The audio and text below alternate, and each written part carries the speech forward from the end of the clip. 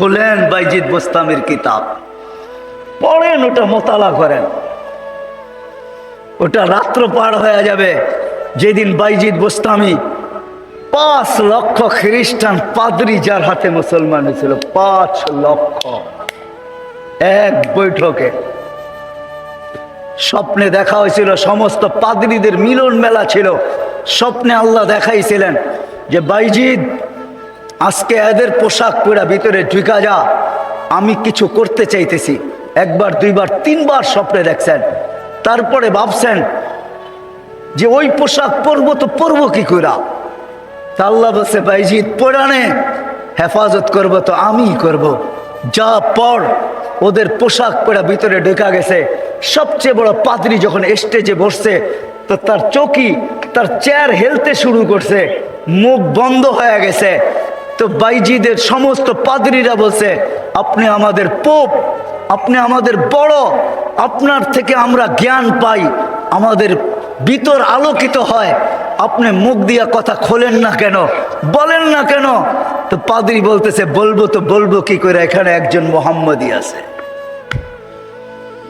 বলবো তো বলবো কি করে, এখানে একজন মোহাম্মদী বসে আছে, যার কারণে আমার চেয়ার হেলতেছে, আমার মুখ বন্ধ হয়ে আসতেছে। সমস্ত পাদ্রীরা বলছে দেখা দেন, গর্দান উড়াইয়া দিব এক্ষণ। বলছে না, জুরুম আসছে বিদায় এটা কোনো দোষণীয় না, এই জন্য গর্দান উড়াইয়া দিবে এটা হয় না। আমি একে পরীক্ষা করব, যদি এ পাশ করে তাহলে ছেড়া দিব, আর যদি পাশ না করে তাহলে আর গর্দান উড়াইয়া দিব। 62টা প্রশ্ন করছিলেন, 62টা। কয়টা? 62টা বলার সময় আমার কাছে নাই, একটা বললাম 62টার ভিতরে। বলছিল কুকুর ঘেউঘের ভিতরে কি বলে। 62টা যখন পুরা বলা দিছেন তো জিজ্ঞাসা করছে আমি সত্য বলছি। তো পাদ্রী বলতেছিল সাদাক্তা, তুই সত্য বলছ। বলে তুমি 62টি প্রশ্ন করছো, আমি একটার জবাব, প্রত্যেকটার জবাব দিছি, আমি তোমাকে একটা প্রশ্ন করব, জবাব দিবে? বলে পড়ো, করো প্রশ্ন। বলে আকাশ আর জান্নাতের চাবি কি? আকাশ আর জান্নাতের চাবি কি? বড় পাদ্রী চুপ হয়ে বসে গেছে।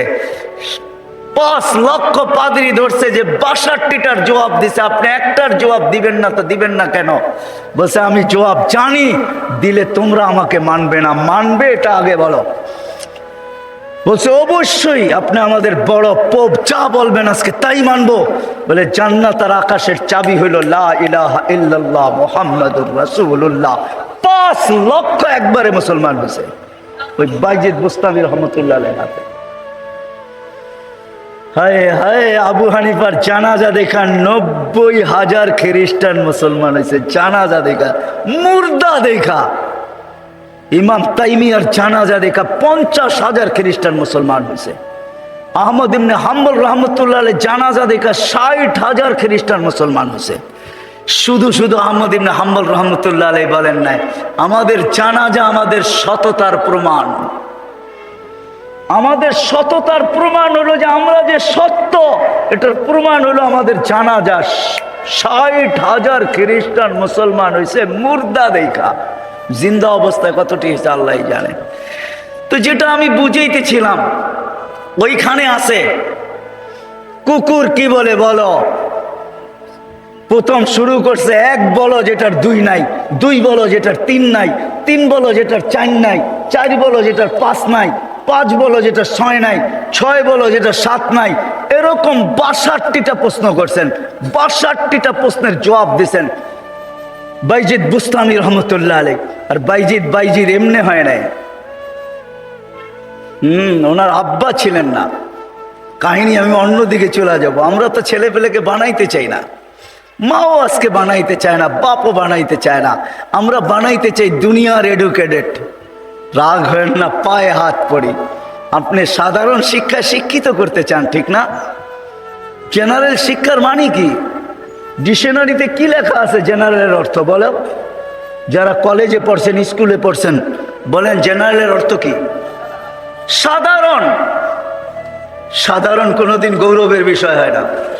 সাহাবাদের কাছে অসাধারণ ছিল, এই জন্যই তো ম্যাককে অনুগত্য করতে পারতেন।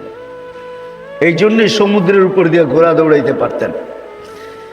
এই জন্যই তার বিহীন, প্রযুক্তিবিহীন 3000 কিলোমিটার দূরে কথা বলতে পারতেন, পাহাড় দেখাইতে পারতেন। সারিয়াতাল জাবাল, অসাধারণ বিদ্যা, এরা বিদ্বান ছিল। আমরা তো সাধারণ বিদ্যায় বিদ্বান হই, গৌরবের আর শেষ থাকে না। আমরা এডুকেটেড, আমরা জেনারেল শিক্ষায় শিক্ষিত। রাগ হয়ে যাবেন? একটা উদাহরণ দিই। আমাদের অবস্থা এরকম, এক ব্যক্তি জাপান থেকে গাড়ি কিনে আনছে, তো গাড়ির 3 দিকে জাপানি ভাষায় বড় বড় অক্ষরে লেখা। তো সে মনে করছে অনেক কিছু ভালো কথা লেখা হবে, বিদায় এটা কিনার পরে আর মুছে নাই, না মুছেই চালাইতেছে, লেখাটা আর মুছে নাই। একটা ক্রেডিটও তো আছে, ঠিক না? সামনের গ্লাসে তো লেখা যায় না, 3 দিকে লেখা, এটা চালাইতেছে। তো কোনো জাপানিজ আসছে বাংলাদেশে, তো ও আরেক গাড়ি দিয়া যাইতেছে, তো দেখতেছে ওই লেখা গাড়িটা সামনে দিয়া যাইতেছে, 3 দিকেই লেখা। তো মুস্কি মুস্কি হাসতেছে। তর্জমান জিজ্ঞাসা করতেছে, তুই হাসিস কেন? কই সামনের গাড়িটা দেখে হাসি। কই কেন, কি এটার ভিতরে? কই যে 3 দিকেই তো লেখা, ও মোছে নাই কেন এটা? তা তো বলতে পারবো না। ও এটাকে ক্রেডিট মনে করছে, জাপান থেকে লেখা আসছে, এত সুন্দর লেখা, এটা মুছার আর কি দরকার? আমি চালাই না, আমার মতো লেখাওয়ালা গাড়ি তো বাংলাদেশে একটাও নাই, ঠিক না? একটা বাবতও আছে, ঠিক না? পৃথকত্ব তো আছে আমার একটা। তো বলে যে এইটা দেখে হাসতেছি কেন জানিস? এই গাড়ির ভিতরে লেখা আছে তরকারি বেচার গাড়ি। কি লেখা আছে? পিছনেও লেখা তরকারি বেচার গাড়ি, ডাইনেও লেখা তরকারি বেচার গাড়ি, বামেও লেখা তরকারি বেচার গাড়ি। খালি সামনের গ্লাসে লিখতে পারে না, তাহলে লুকিং নষ্ট হয়ে যাবে। কেমনে দেখবে আর কেমনে চালাবে? আমরা আজকে সাধারণ শিক্ষায় শিক্ষিত হয়ে আমরাও গৌরব করতেছি, আমরা বড় এডুকেটেড। সাহাবা অসাধারণ শিক্ষায় শিক্ষিত ছিল। এটা আমার বোঝানোর ইচ্ছা না। বাইজিদ বুস্তামি রহমতুল্লাহ আলাইহ মার কোরবানির কারণে উনি বাইজিদ হয়েছেন। ওই কাহিনীর দিকে নিয়ে যেতে চাই না আপনাদেরকে, আমার হাতেও সময় নাই যে আমি ওই দিকে নিয়ে যাব। ওনার ছোট বয়সে বাপ মারা গেছে, মা পরের বাড়িতে কাজ করতেন। 2 দিন পরে ভাবছেন, আমি যদি এইভাবে ছেলেটাকে কোথাও না দিতে পারি তাইলে আমার ছেলেটা হারায়া যাবে। আমি তো মা পরের বাড়িতে কাজ করি। খুঁজতে খুঁজতে এক আল্লাহওয়ালার সন্ধান পাইছেন। মানুষ বলছে ওই আলেম ওইখানে আছে, আল্লাহওয়ালা ও আলেমও যদি তোমার ছেলেটাকে নেয় বা তুমি যদি দিয়ে আসতে পারো তাইলে হয়তো তোমার ছেলে মানুষ হয়ে বাহির হবে। যা হাতে পায়ে ধরছেন, আমি বিধবা, আমার কোনো সন্তান নাই, স্বামী নাই, আমি পরের বাড়িতে কাজ করি, আমি চাই আমার ছেলেটা মানুষ হোক, আল্লাহওয়ালা হোক, দিনদার হোক, আল্লাহর এলেমওয়ালা হোক, আপনাদের মতো আলেম হোক, আপনি দয়া করে আমার ছেলেটাকে রাখেন। শাইখ রাজি হয়েছে, মা শর্ত দিছে, আপনি আমার ছেলেকে ওই দিন পর্যন্ত বাড়িতে পাঠাইতে পারবেন না যতদিন পর্যন্ত আপনার মতো না বানায় দেন। শাইখ অঙ্গীকারবদ্ধ হয়েছেন যে আমি পাঠাবো না যতদিন পর্যন্ত আমার মতো বড় না বানায় দেই। 2-4 দিন পরে মাস গেছে, 2-4 মাস পরে বাইজিদ কাঁদতে শুরু করছে যে সবার বাবা আসে, মা আসে, আমার মা তো পরের বাড়িতে কাজ করে, আমার মা তো আসে না। ও শাইখ আমাকে একটু মাকে দেখতে দেন না। তো শাইখ বলছে, তোমার মার সাথে আমি ওয়াদাবদ্ধ, আমার মতো না বানানো ব্যতীত তোমাকে পাঠাবো না। বলছে না, আমি মাকে দেখতেই চাই। ছোট কচি বাচ্চা, শাইখ তার দিল ভাঙতে চান না। একদিকে ছুটি না দিলে বাচ্চার দিল ভেঙে যায়, যেটা মেড ইন আল্লাহ। আরেকদিকে ছুটি দিলে মার অঙ্গীকার ভেঙে যায়।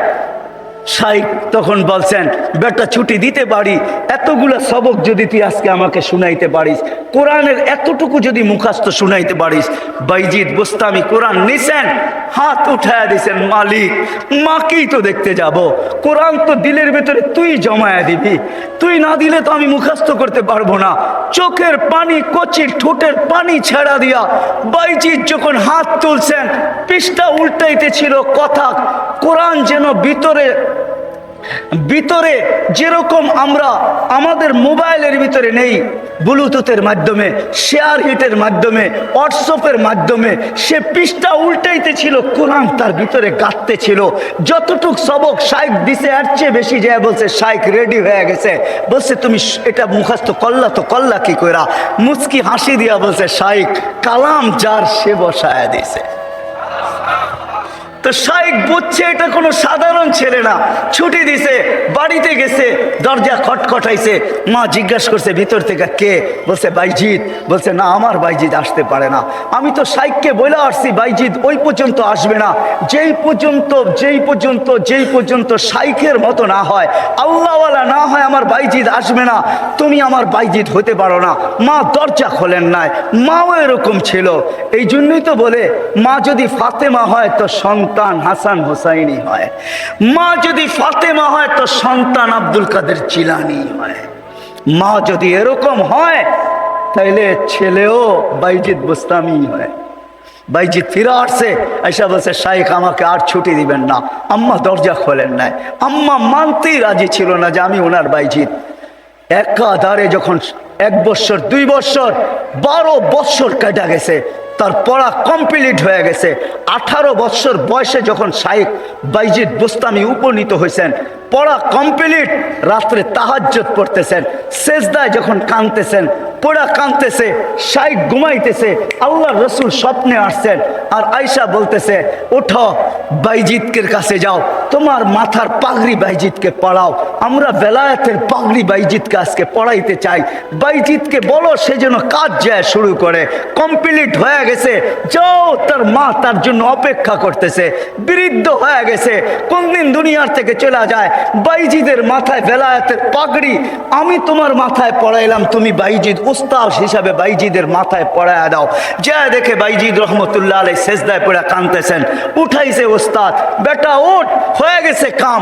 কি হয়ে গেছে? আল্লাহর রসুল পাগড়ি আমাকে পড়ায় দিয়ে গেছে, বলছে তোকে পড়ায় দিতে। বেলায়েতের দরজায় আল্লাহ তোকে পৌঁছায় দিছে, হুকুম আসছে যা মার পায়ে যা, আর কালকের থেকে কাজ শুরু কর। ওই দিন যা যখন দরজা খটখটাইছে, মা খুইলা জড়ায়া ধরছেন। আর খুইলা জড়ায়া ধরেন নাই, শুধু পানির গ্লাসের কথা আমরা শুনি, এটা তো কোনোদিন বাস্তবটা শুনি না। মা বুকে জড়ায়া ধরে নিয়া মাও দেখা ফেলছেন, মাও শুনা ফেলছেন। আল্লাহ রসুল মাকেও শুনায়া দিছে। মা বুকে জড়ায়া ধরে বলছে আল্লাহ যেটুক পৌঁছাইছ বাকিটুক আমার দোয়ার দ্বারা পৌঁছায় দেয়। ওই দিন থেকে বাইজিদ অলিকুল শিরোমণি হয়ে গেছে। মা হাত তুলছেন। তো বাইজিদ বুস্তামি রহমতুল্লাহ জীবনীর থেকে আমি বাহির হয়ে গেছি। ওনার জীবনী পড়া দেখেন, কুকুর পর্যন্ত আমাদেরকে সতর্ক করে চলে যেতে হবে, থাকা যাবে না, কেউ থাকবে না। হায় হায়, আমরা যাত্রী, যাত্রা আমাদের চলমান। আজকে আসি কালকে থাকবো না, কিন্তু নিজেকে প্রস্তুত করে নিয়ে যেতে হবে, গুছায় নিয়ে যেতে হবে, বানায় নিয়ে যেতে হবে। যুবক তুমিও তোমাকে বানায় নিয়ে যাও।